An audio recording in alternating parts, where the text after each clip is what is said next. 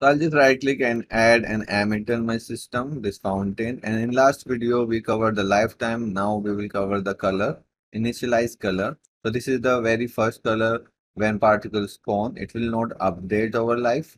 So it will just put one color, maybe random color each particle, but one color throughout the lifetime. So how does it work? The first thing that you will see here, it is direct and the color is white. You can click here and change any color. Okay. You can put values here. So this is RGB. If you make the green and blue 0, it will be red. You can make this green, blue, any color.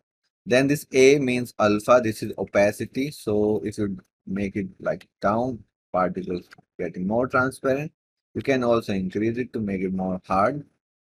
Okay. So you can choose any color from here. And if you like choose like any color and increase the value beyond the 1, it will be glowy. So after 1, it will start making glow for your color. Okay. So after this, in this direct color, you can do this these things. You can change the color and alpha and you can make them brighter. Then we have these 4 options. This is unset, so we are not using this.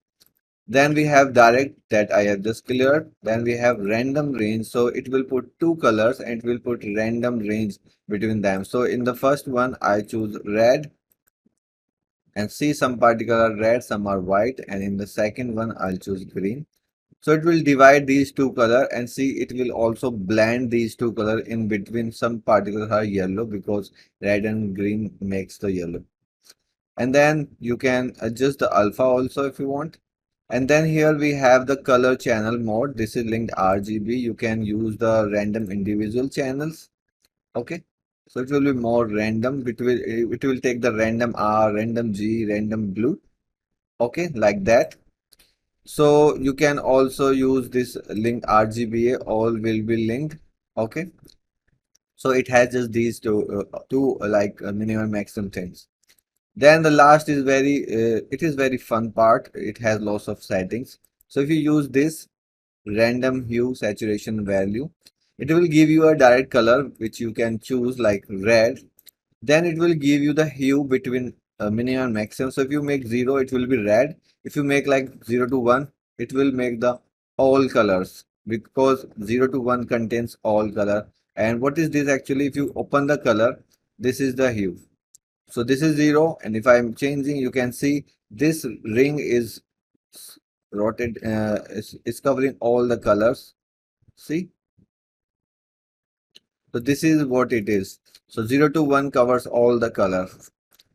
Then next thing is saturation. This is the saturation. This makes your color black and white or colorful. This slider is going from white to full color. So minimum and maximum color the same thing. If you make this 0, it will be white. If you make 0 to 1, some will be white, some will be red. You can go beyond the 1. It will be more bright colors. Okay. I'll make it 0. Then it is the value range, which is the same thing that I show you here. This is for glow. So if you have like, let's make this 1. If you increase this 100, all particle glowing, but you want random glow, so you can do here. So you can go from 0 to 100. So some particle are brighter, some are not. Okay. So this is what it is. Then the last thing is alpha, which is the same thing. If you go here, you have this alpha and also you have this alpha here that makes the particle softer. So you can randomize it here. So you can go from 0 to 1. Some are very faded, some are harder, or maybe 5. So for the hue, for the saturation, for the value and alpha, we have random value for each particle. That is very useful sometimes. So like you want red, but little variation like 0.1. So you can see if I go like minus 0.1. Some are yellow, some are red, and you can also increase this. So you can see some are yellow in there. So you can make variations in your particle color here. And these are the 4 options that we have cleared. I hope you now understand. Thanks for watching. Bye.